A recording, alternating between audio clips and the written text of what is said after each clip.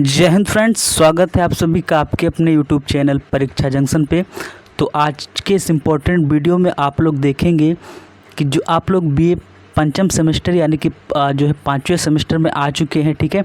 और 5वें सेमेस्टर की परीक्षा जो है बहुत नज़दीक है।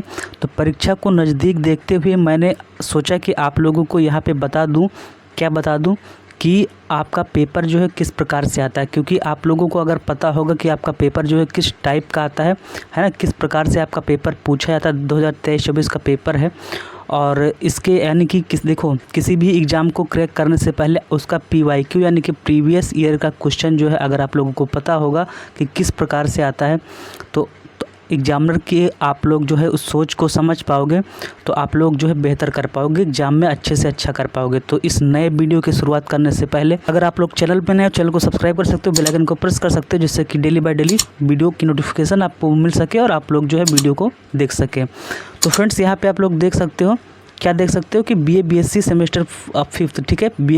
आप BA में हो, BSc में हो, सेमेस्टर 5th एग्जामिनेशन 2023-24 का राष्ट्रीय शिक्षा नीति 2020 की जो नई आपकी NEP आई है, न्यू एजुकेशन पॉलिसी, ठीक है। मेजर सब्जेक्ट है आपका ज्योग्राफी, कौन सा पेपर कोड वगैरह इससे कोई मतलब आपका नहीं है। Regional geography, friend regional geography होता क्या है, क्षेत्रीय भूगोल, ठीक है। क्षेत्रीय भूगोल का मतलब देखिए, आपने जब फर्स्ट सेमेस्टर में आए तब पढ़ा था कौन सा भूगोल, भौतिक भूगोल। उसके बाद जब आप सेकंड सेमेस्टर में आए तब आपने पढ़ा क्या, मानव भूगोल।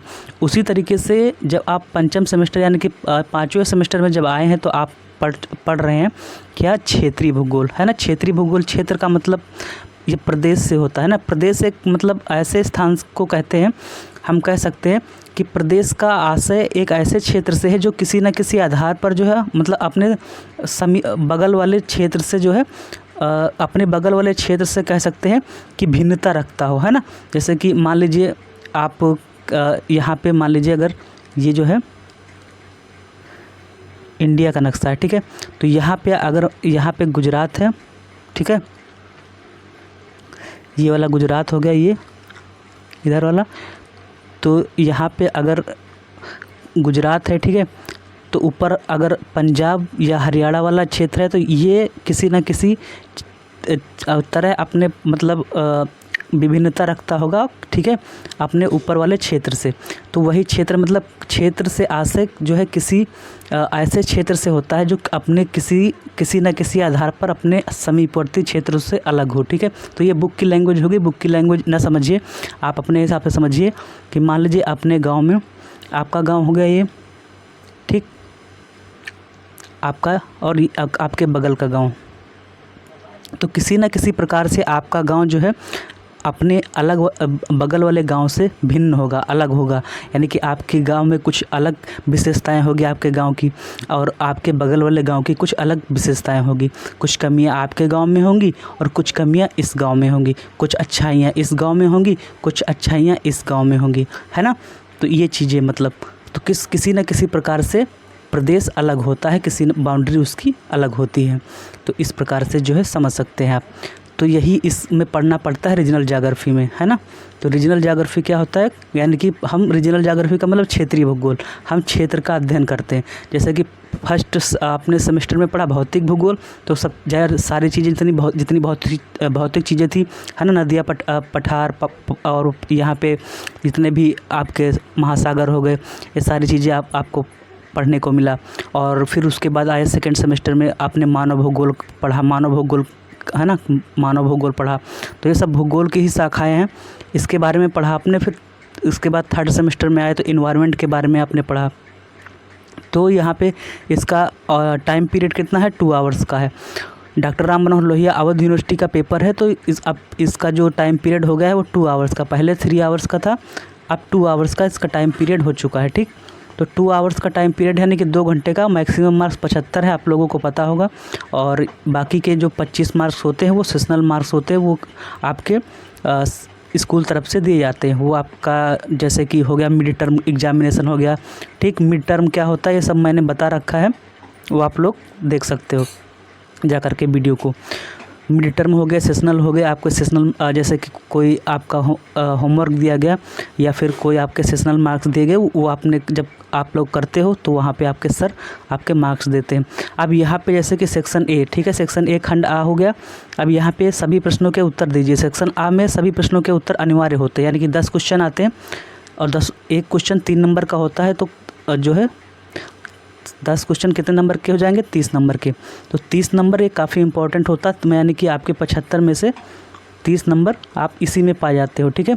और ये लगभग अधिकतम अंक 50 शब्द के आप वहाँ पे शब्द आपको गिनना नहीं है, शब्द वहाँ पे आपको गिनना नहीं। मैं बताऊंगा कितने शब्दों में आपको करना है, ठीक है, मतलब कितने लाइन में करोगे तो आपके 50 शब्द हो जाएंगे। इसके लिए मैंने अलग से एक वीडियो बना रखी है, उस वीडियो को आप जो है यहाँ पे देखोगे, उसमें मैंने सारा टाइम मैनेजमेंट बताया हुआ है, कितने मिनट में आपको क्या करना है, कितने मिनट आपको लघु उत्तरी में देने हैं, कितने मिनट आपको अति लघु उत्तरी में देने हैं, कितने मिनट आपको लॉन्ग क्वेश्चन में देने हैं। उस वीडियो को आप देखोगे, काफ़ी हेल्प मिलेगी आपको। और उस वीडियो की लिंक आपको डिस्क्रिप्शन बॉक्स में नीचे मिल जाएगी, या फिर आप थंबनेल देख सकते हो यहाँ पे स्क्रीन पे, ठीक है। तो उसकी आपकी लिंक जो है वो डिस्क्रिप्शन बॉक्स में मिल जाएगी, ठीक। तो वहाँ पर जा कर के इस वीडियो को देखने के बाद उसको आप लोग देख लीजिएगा। तो यहाँ पे मैं बात कर रहा था कि क्वेश्चन जो है यहाँ पे ये 50 शब्दों में आपको देना है, यानी कि लगभग 4 से 5 लाइन में आपको लिख देना है, ठीक।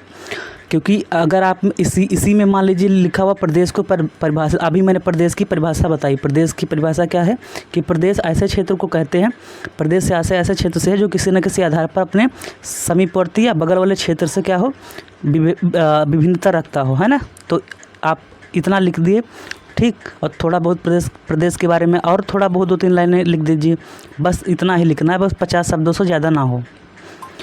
फिर भौतिक प्रदेश क्या है ना, भौतिक फिजिकल रीजन। तो ऐसे ही मतलब क्वेश्चन आते हैं, ठीक है, वहाँ पे। तो इस प्रकार से आपको दिखाने के लिए किस प्रकार से क्वेश्चन पूछे आते हैं, इसके बाद आप लोग देख लीजिए भौतिक प्रदेश क्या है, सांस्कृतिक प्रदेश क्या है, इसके बाद है प्रादेशिक नियोजन के उद्देश्य। इस प्रकार से अपनी तैयारी कीजिए कि किस प्रकार से क्वेश्चन पूछे आते हैं। आर्थिक नियोजन क्या है, और अगर आप लोग कहेंगे तो इसका मैं जो है हल भी करवा दूँगा, मतलब ये क्वेश्चन जो है मैं हल भी करवा दूँगा अगर आप लोग कहेंगे तो, ठीक। इसके बाद है आर्थिक नियोजन, और फिर आवंटन या एलोकेटिव नियोजन, ठीक है, और फिर नवाचार या फिर इनोवेटिव नियोजन। और उसके बाद है आपका difference between sectoral planning and regional planning, है ना, प्रखंडीय और प्रादेशिक नियोजन में अंतर, ये क्वेश्चन आया था आपका। उसके बाद है आपका what is the main purpose of delimiting regions in geography, भूगोल में प्रदेशों के परिसीमन करने का मुख्य उद्देश्य क्या है। ये क्वेश्चन आप लोग देख सकते हैं कौन कौन से क्वेश्चन आए हैं। तो ये 10 के 10 क्वेश्चन देखिए, इसमें कोई आपको इसमें कोई मतलब छूट नहीं है, आपके 10 के 10 क्वेश्चन करना है, मतलब ये नहीं अथवा में नहीं इसमें आता है। तो इसमें आपको काफ़ी मेहनत करनी है, जितने भी आपके अति लघुत्तरी क्वेश्चन है। सीरीज कैसे पढ़नी है इसका वीडियो एक पड़ेगा, तो आप लोग इंतज़ार करिएगा, ठीक है। और बाकी चैनल पर क्या कमी है आप लोग कमी लिख करके बताइएगा, ठीक है, कमेंट सेक्शन में, कि इस चैनल पे आपको क्या कमी लग रही है, वो ये चीज़ आप लोग कमेंट सेक्शन में कमेंट करके ज़रूर बताइएगा, जिससे कि वो कमी को सुधारा जाए। तो यहाँ पे 10 के 10 क्वेश्चन आपको करना है, तो यहाँ पे आपको कोई छूट मिलने वाली नहीं है फ्रेंड। बाकी के खंड में आपको छूट मिल जाएगी, लेकिन इस यहाँ के खंड में आपको छूट मिलने वाली नहीं है। चलिए चलते हैं इसके बाद अगले खंड पे। यहाँ पे आप लोगों ने देख लिया होगा किस प्रकार के क्वेश्चन पूछे जाते हैं। फिर सेक्शन बी, ठीक है, सेक्शन बी जो होता है वो मेरे दोस्त वो होता है आपका खंड बा, ठीक है, खंड बा। इसमें आपको देखिए लिखा हुआ attempt any 4 questions, answer each question in about 150 word, है ना, या 150 वर्ड। तो यानी कि किन्हीं 4 प्रश्नों का उत्तर दीजिए, प्रत्येक प्रश्न का उत्तर लगभग 150 शब्दों में होगा। तो ये आपका 6 × 4 या 24 नंबर का। आप देखिए यहाँ पे जो ये क्वेश्चन है आपके, तो ये हो गए हैं आपके कितने नंबर के, 6 × 4 24 नंबर। Explain formal reason with the help of examples, उदाहरणों की सहायता से औपचारिक फॉर्मल प्रदेश को समझाइए। तो ये 6 × 4 नंबर के, मतलब 4 क्वेश्चन 6 नंबर के। तो यहाँ पे अब आपको इसमें यहाँ हेल्प मिल जाती है, क्यों, क्योंकि यहाँ पे देखिए कितने क्वेश्चन दिए गए हैं। यहाँ पे समझिए ये देखिए 1 2 3, उसके बाद 4 5 6 और ये 7, यानी कि 7 क्वेश्चन दिए गए हैं, इनमें से 4 आपको करना है ना। तो 3 क्वेश्चन आपकी मर्ज़ी से है, यानी कि 3 क्वेश्चन आप छोड़ सकते हो। तो इस प्रकार से यहाँ पे आपको मिल जाता है लाभ, लेकिन उन क्वेश्चनों में लाभ नहीं मिलता। तो अति लघुत्तरी क्वेश्चन जो है उनकी तैयारी मैं करवाऊँगा, अच्छे से करवाऊँगा, बेहतरीन तरीके से करवाऊँगा। तो आप लोग पहले ये बताइएगा कि चैनल पे कमी क्या है, ठीक है, क्योंकि आप लोग चैनल जो है अच्छे से देख नहीं रहे हैं इस समय, मुझे पता लग रहा है, ठीक। तो यहाँ पे देखिए, सबसे पहली बात ये है कि पहले क्वेश्चन को देख लीजिए। उदाहरणों के साथ साथ औपचारिक या फॉर्मल प्रदेश को समझाइए, है ना। इसमें मतलब प्रदेश के बारे में है, क्योंकि आपकी सब्जेक्ट ही यही है, रीजनल ज्योग्राफी। उसके बाद है आपका जो है व्हाट इज़ फंक्शनल रीजन, या प्रक्रियात्मक प्रदेश क्या है। उसके बाद जो है यहाँ पे अगर चलेंगे अगले क्वेश्चन की तरफ, तो आप लोग यहाँ पे देख लीजिएगा, नहीं तो वीडियो लंबा हो जाएगा। भारत में पंचवर्षीय योजनाओं के प्रमुख उद्देश्य क्या हैं। पंचवर्षीय योजनाएं लाई गई, तो उसमें हर पंचवर्षीय योजना का अपना अलग अलग उद्देश्य रहा। किसी पंचवर्षीय योजनाओं में आपका जो कृषि कार्य था ना, कृषि कार्य में आपका बढ़ोतरी हुई, किसी पंचवर्षीय योजनाओं में आपके बैंकिंग कार्य में बढ़ोतरी हुई, मतलब किसी में कुछ हुआ, किसी में कुछ हुआ। तो सारी पंचवर्षीय योजनाओं के मतलब क्या उद्देश्य था पंचवर्षीय योजनाओं को लाने का।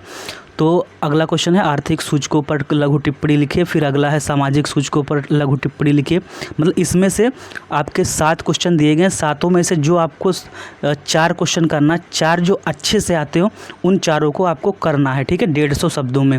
मैंने जो वीडियो बना रखा है उसमें बताया कि कितने आपको लाइन में करना है, कितने मिनट में करना है, आप करोगे, क्योंकि 2 घंटे कब चले जाते हैं आपको पता नहीं चलेगा, और वो 2 घंटे कब चले जाएंगे आपको पता नहीं चल पाएगा। इसलिए आपको वहाँ पे उस वीडियो में देखना है कि हमको कितने समय में, मतलब कितने मिनट में कौन से क्वेश्चन करना है, जिससे कि आपका, और घड़ी लेकर के ज़रूर जाना है आपको, ठीक है। हैंड वॉच जो है वो आपको ज़रूर लेकर के जाना है, जिस नहीं तो आपको आपके क्वेश्चन पक्का छूट जाएंगे। ये मेरा एक्सपीरियंस है, ठीक है। अगला क्वेश्चन है किस पंचवर्षीय योजनाओं और प्रादेशिक योजनाओं पर एक लघु टिप्पणी। देखिए, लघु टिप्पणी अगर कह रहा है तो लघु ही लिखना है, मतलब दीर्घ नहीं लिखने लगना है आपको। लघु का मतलब छोटी टिप्पणी लिखना है आपको, 150 वर्ड के अंदर ही लिखना है, ठीक है, मतलब 150 वर्ड में लिखना है।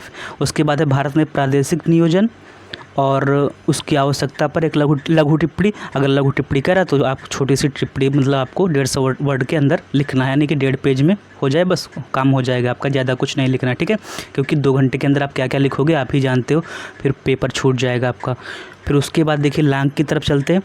अब आता सेक्शन सी आपका। कौन सा सेक्शन भैया? आता है सेक्शन सी, खंड सा, ठीक है, अटेम्प्ट एनी 2 क्वेश्चन। अब इसमें खंड सा में आपको अटेम्प्ट एनी 2 क्वेश्चन जो है करने होते हैं, और इनमें से प्रत्येक का प्रश्न, देखिए 4 क्वेश्चन आते हैं इसमें से भी आपको लाभ मिल जाता है, यानी कि देखिए 1, 2, 3 और 4 क्वेश्चन है। 4 क्वेश्चन में से आपको 2 क्वेश्चन करने होते हैं, तो इसमें से भी आपको मतलब लाभ मिल जाता है कि हाँ हमको 2 क्वेश्चन छोड़ सकते हो आप, है ना, ये चीज़ें हो गई।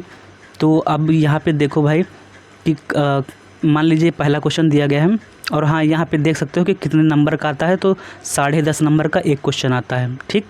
तो काफ़ी ये भी अच्छा मतलब है कि एक आप अगर आपका एक क्वेश्चन छूट गया, मान लीजिए आपने देखिए लोग गलती क्या करते हैं, चलिए गलती वाला मैं वीडियो अलग से बनाऊंगा पहले, ये नहीं तो वीडियो लंबा हो जाएगा। यहाँ पे देख लीजिएगा आप लोग कि 10.5 नंबर का एक क्वेश्चन आता है, तो दो क्वेश्चन हो जाएंगे 21 नंबर के। 21 नंबर काफ़ी अपने आप में महत्व रखते हैं, ठीक है, क्योंकि अगर आप लोग यहाँ पे परसेंटेज बना लेंगे, आगे BTC DLED वगैरह करेंगे तो आपका अच्छा रहेगा, ठीक। मैं आगे की सारी चीज़ें बताता रहूँगा, तो चैनल पे नए हो चैनल को सब्सक्राइब कर सकते हो, ठीक। आगे क्या है कि प्रादेशिक नियोजन में दक्षता और समानता के उद्देश्यों को परिभाषित कीजिए। ये उद्देश्य कभी एक दूसरे से कैसे टकराते हैं, ये इसके बारे में अगर आपको पता हो तो ये लिख दीजिएगा। फिर है सतत विकास या कंटिन्यूअस सस्टेनेबल डेवलपमेंट, इसके बारे में पता हो तो आप लोग ये वाला कर दीजिएगा, जो मतलब इसमें से अच्छा से पता हो आपका, है ना। फिर है कि पैराक्स द्वारा प्रस्तावित विकास ध्रुव मॉडल का मुख्य विचार क्या है और यह प्रादेशिक नियोजन से कैसे संबंधित है, इसके बारे में पता हो तो ये लिख दीजिएगा। या फिर गुन्नार मिर्डल के सिद्धांत पर विस्तृत टिप्पणी लिखी। इन चारों में से जो आपको 2 अच्छे से पता हो उनको आप लोग कर दीजिएगा, ठीक है।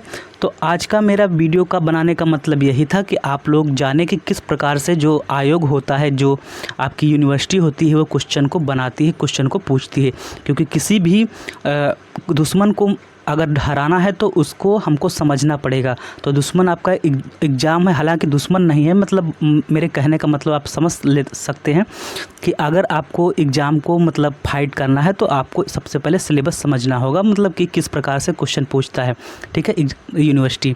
तो उम्मीद करता हूँ कि आप लोग समझ गए होंगे किस प्रकार से यूनिवर्सिटी जो है क्वेश्चन पूछती है। अगर आपको कोई भी प्रॉब्लम आ रही हो तो कमेंट सेक्शन नीचे खुला हुआ, कमेंट सेक्शन में आप जो है क्वेश्चन कर सकते हैं। और इस चैनल से अगर आपको कोई दिक्कत हो तो आप जो है वह भी कमेंट सेक्शन में कर सकते हैं। तो आज की वीडियो में इतना ही, मिलते हैं नेक्स्ट वीडियो में एक धमाकेदार वीडियो के साथ। जय हिंद, जय भारत।